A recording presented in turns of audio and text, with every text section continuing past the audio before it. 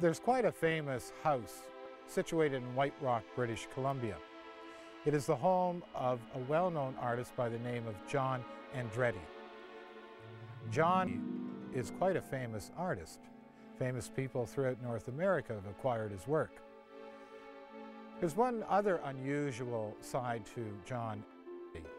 John Andrade lives in a haunted house. John's experienced some very unusual activity in this house. One time, John was working up on the roof deck when he felt the presence of his wife behind him. And then when he glanced behind him, he realized it wasn't his wife, but the figure of a man wearing white coveralls. There was a man standing about 2 feet behind me as I painted, and he said to me, "What do you suppose you're doing here?" I said to him, "I'm painting my deck." John was beside himself. He couldn't figure out who this figure was. Who was the man dressed in white coveralls? And he turned and walked away. So I dashed down my stairs, ran to my front door, reached for it and pulled, and the door was locked. It was as if the fellow, the man was never there. Some people might be surprised that John didn't seem that astonished by finding a man in white coveralls appearing on the rooftop of his house.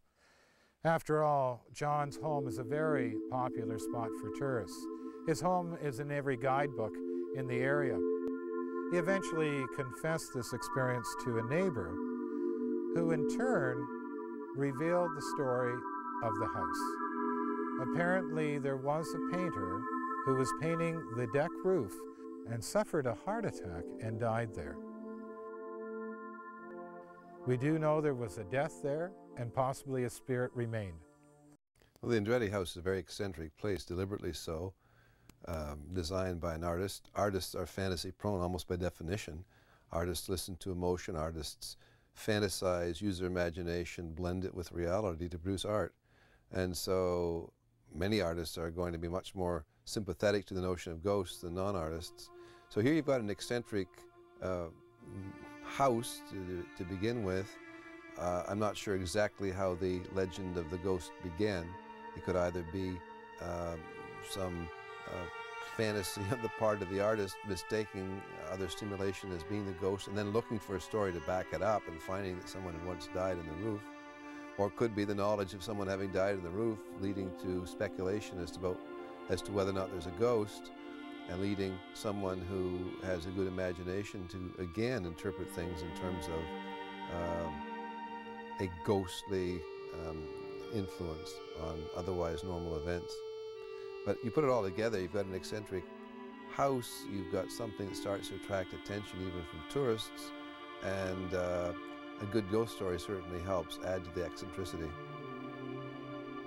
On another night, John and his wife Susan were awakened by their dogs barking. Susan got up thinking there might be somebody at the front door.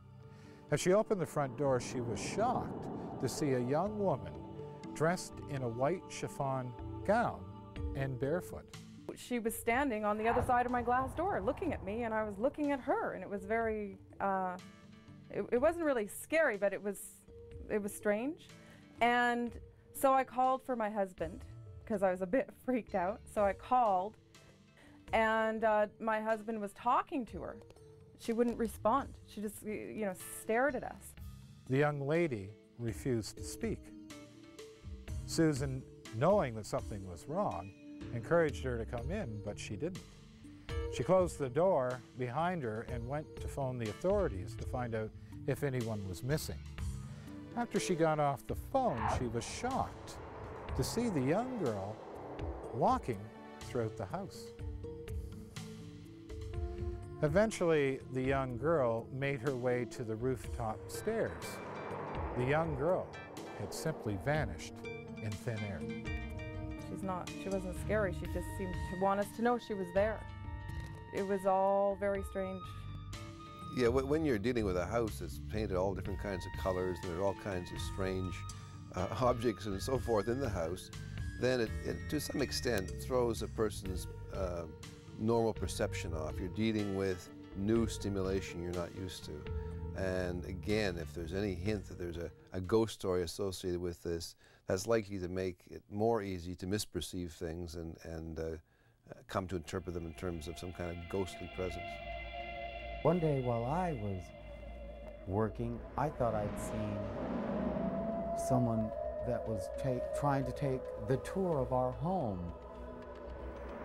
She was dressed in white silken clothing, and I followed after her, and I could see the woman plainly. And when I followed up after her,